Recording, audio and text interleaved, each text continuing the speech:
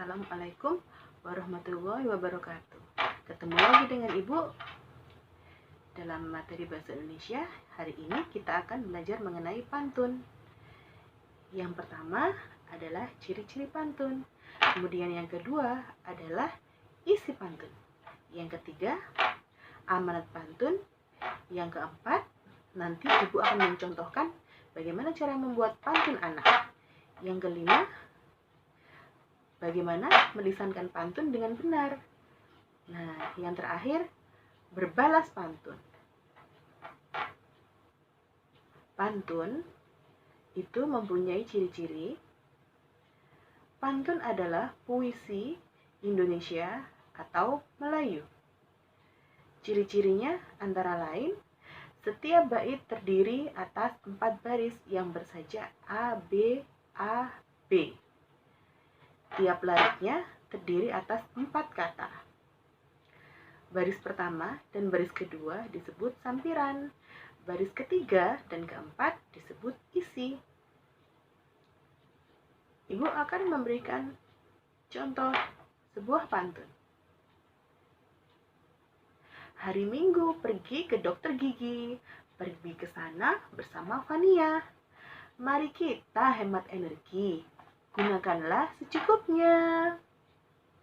Nah, pantun yang barusan Ibu baca bersajak ABAB.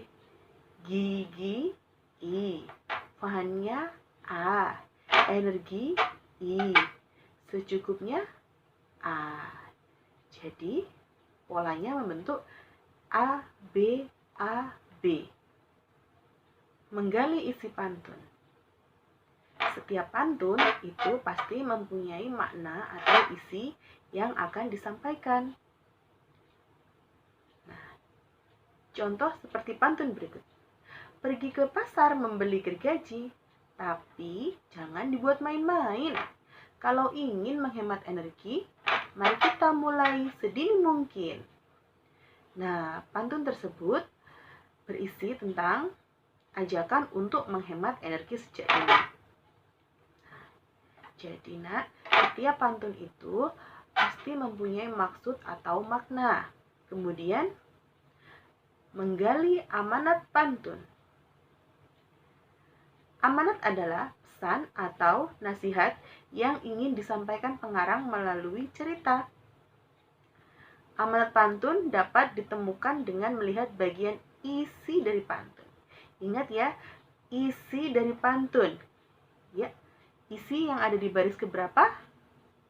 Ya, isi itu yang ada di baris ketiga dan keempat.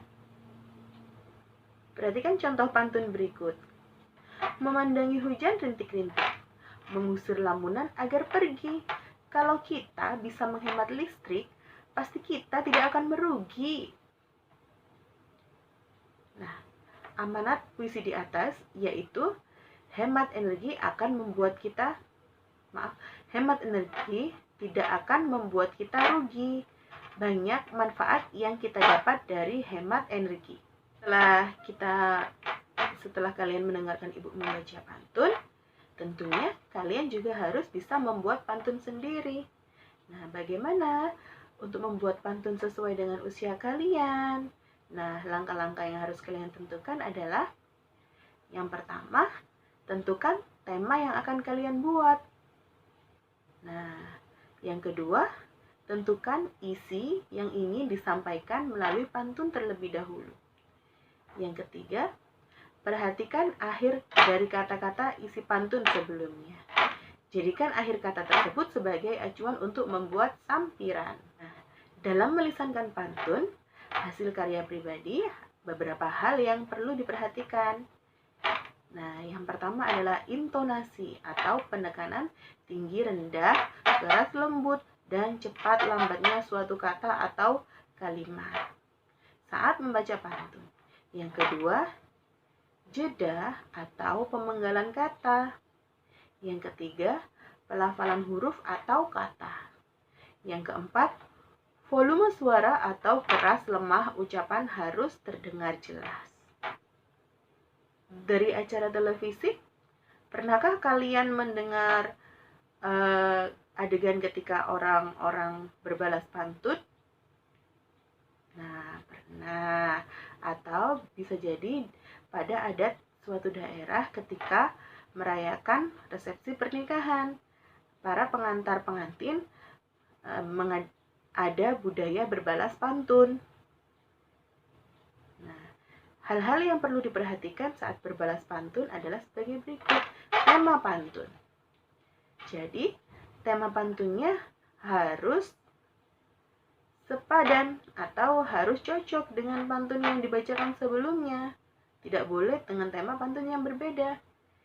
Yang kedua, balaslah pantun sesuai dengan syarat-syarat pantun, seperti menggunakan saja api-api. Jadi, kalau orang pertama membacakan pantun, jangan kalian jawab dengan selain pantun ya. Yang ketiga, pantun yang dibuat harus berisi sampiran dan isi sesuai dengan ciri-ciri pantun. Yang keempat, gunakan intonasi lafal, jeda, dan volume suara yang tepat. Ini adalah ilustrasi ketika Edo dan Bayu saling berbalas pantun.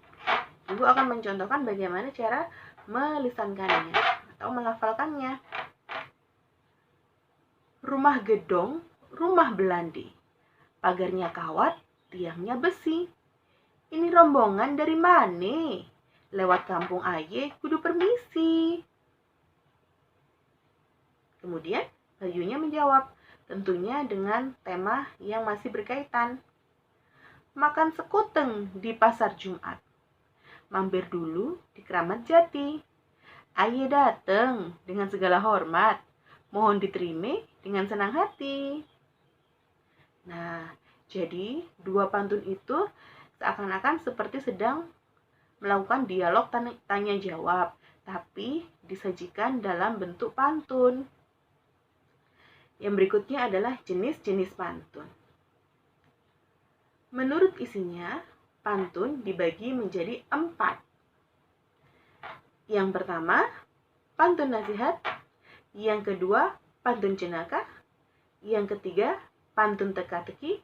Yang keempat, pantun agama. Nah, berikut adalah masing-masing contoh dari keempat pantun yang Ibu sebutkan sebelumnya. Pantun nasihat. Pergi ke sungai seorang diri, bersihkan diri sambil berenang.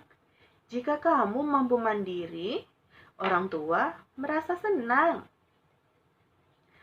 Kemudian, untuk pantun jenaka, paling segar, minum limau, campur madu, tambah nikmat.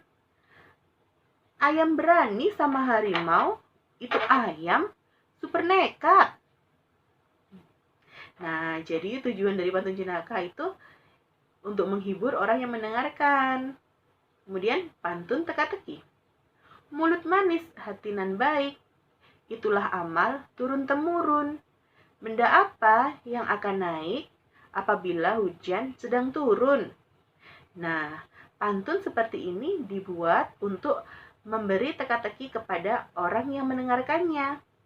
Nah, setelah mendengarkan pantun ini, kamu harus menjawab. Kira-kira yang dimaksud oleh orang yang membaca pantun itu apa? Ayo. Nah, betul. Jawabannya adalah payung. Ketika hujan turun, payung kan akan naik kan?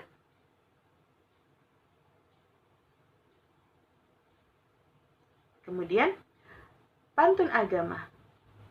Sungguh indah meja dipahat, tambah nikmat untuk makan. Kalau hidup hendak selamat, taat selalu perintah Tuhan. Nah, seperti itu. Nah, itu tadi adalah unsur-unsur pantun yang telah Ibu sampaikan, sekaligus bagaimana cara melafalkan pantun, contoh-contoh pantun. Nah, sekarang giliran kamu untuk membuat pantun.